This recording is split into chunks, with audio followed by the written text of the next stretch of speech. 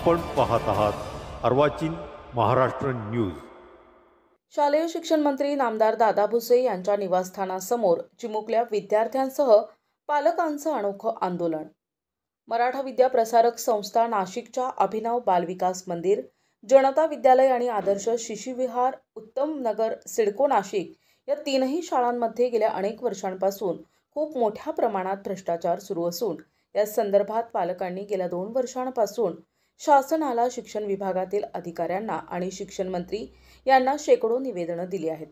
परंतु शिक्षण विभागांनी या निवेदनाची दखल घेतली नाही, म्हणून आमच्या मुलांना शाळेत प्रवेशापासून वंचित ठेवलं असल्यानं न्याय मागण्यांसाठी चिमुकल्या विद्यार्थ्यांसह पालकांनी शालेय शिक्षण मंत्री दादाजी भुसे यांच्या मालेगाव तालुक्यातील सोयगाव येथील निवासस्थानासमोर धरणं आंदोलन केलं। तेव्हा शिक्षण मंत्री दादा भुसे यांनी पालकांच्या शिष्टमंडळाची भेट घेऊन या प्रकरणी चौकशी समिती नेमून त्वरित न्याय दिला जाईल, तुम्ही कृपया आजचं आंदोलन स्थगित करावं असं आश्वासन दिलं असलं तरी येत्या 8 दिवसात पालकांच्या मागण्या मान्य न झाल्यास सर्व पालक मुलांसह संबंधित शाळेच्या बाहेर उपोषण आंदोलन करतील, अशी माहिती पालक संघर्ष समितीचे महेश पाटील, किरण गायकवाड, पुष्पेंद्र महाजन, संदीप गांगुडे, सचिन देवरे, संगीता पाटील, वैशाली सूर्यवंशी आणि संघर्ष समितीच्या पालकांनी दिले आहे। सगळे मोठे पण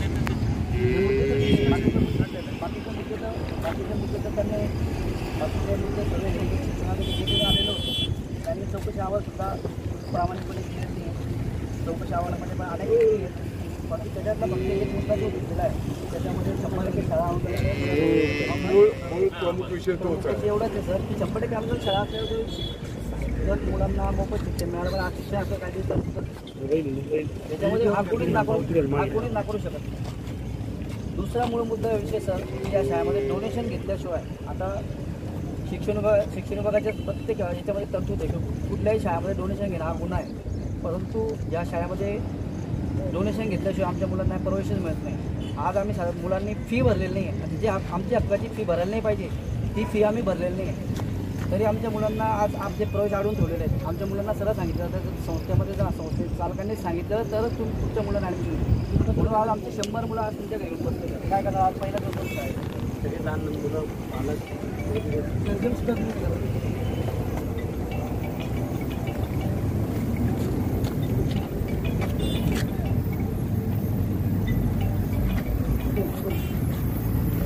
वारंवार मीटिंग ठाकरे सरांना पण आम्ही भेटलोय सर, त्यांना निवेदन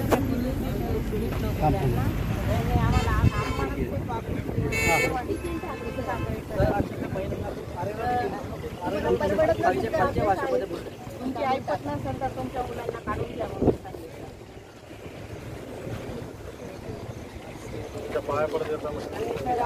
आम्हाला आश्वासन नको आहे। गेल्या 2-3 वर्षापासून आम्हाला 2023 मध्ये भेट आहे शिक्षणाधिकारी मुलांना न्याय हवा सर। हा अहवाल जो आहे पूर्ण अहवाल आहे। याच्यामध्ये फक्त आमचं जो एक मुद्दा आहे कव्हर करण्यात आलेला आहे, ते पूर्ण अहवाल आहे।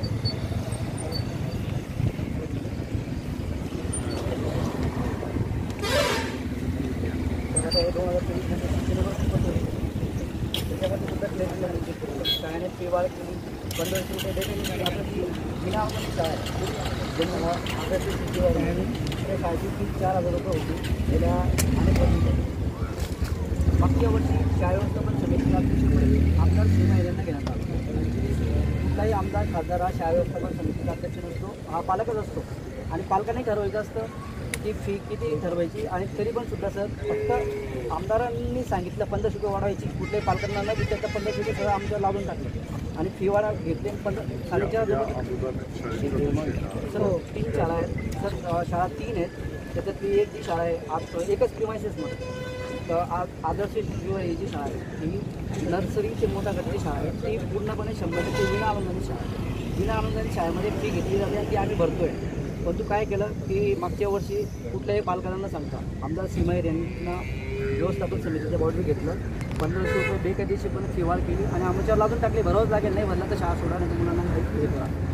आणि इथं 2 शाळा आहेत सर, अभिनव बालविकास मंदिर, जनता विद्यालय, या दोघं शाळा ज्या त्या 100% अनुदानित शाळा आहे आणि 100% अनुदानित शाळेमध्ये मुलांना मोफत शिक्षण मिळालं पाहिजे हा कायद्याची तरतूद आहे. हे शिक्षण विभाग सांगतो, शिक्षण विभागाचे जे आर सांगतात त्या पद्धतीने कुठल्याही मुलाकडून डोनेशन घेऊ नये ही कायद्याची तरतूद आहे. 25,000 रुपये डोनेशन घेतल्याशिवाय आमच्या मुलांना ॲडमिशन मिळतं. आज सुद्धा आमच्या मुलांना ॲडमिशन मिळालं नाही सर. तेव्हा आमच्या मुलांना या मुद्द्याचे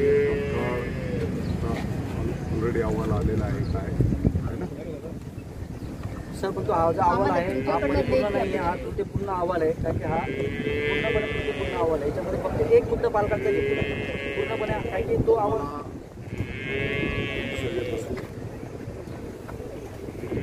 जे प्रमुख तुम्हाला अपेक्षित असेल 1, 2, 3, 4 ते 4 मुद्दे द्या. त्या 4 मुद्द्यांप्रमाणे चौकशी करायला तुम्हालाही त्या चौकशीमध्ये प्रतिनिधी सर, याच्यामध्ये आमच्या मुख्य मागण्या ज्या आहेत काय मागण्या आहेत आणि ज्या शासन बारा देण्यापेक्षा नाही सर जे याच्यामध्ये प्रमुख विषय आहेत ना सर प्रमुख विषय ते जास्त फोकस करू. नाही तर मग प्रमुख विषयाला न्याय नाही मिळणार. याच्यामध्ये फक्त मुद्दे सुरू आहेत त्याच्या मागण्या आहेत, त्या आपण लिहून घेतल्या.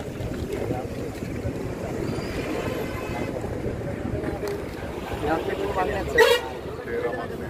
हो, या मूळ मागण्या काय की याच्यामध्ये सर्व काही आलेले आहेत. ठीक आहे. फक्त ते काय झालं त्याच्यामध्ये दोन वरिष्ठ अधिकाऱ्याला जबाबदारी देऊ.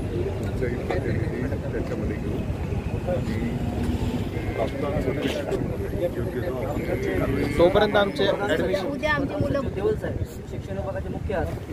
गेल्या 2 वर्षापासून आपण त्यांची सतत पाठपुरावा करतो. फोनवर बोलतोय, व्हॉट्सअपला त्यांना अनेक सरळ म्हणजे इतकं माहिती त्यांनी दिली.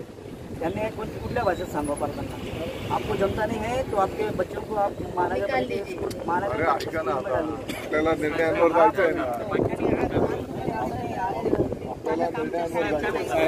आता संस्थेचे प्रतिनिधी पदाधिकारी पण आहेत है ना. तर तुम्ही पण हा विषय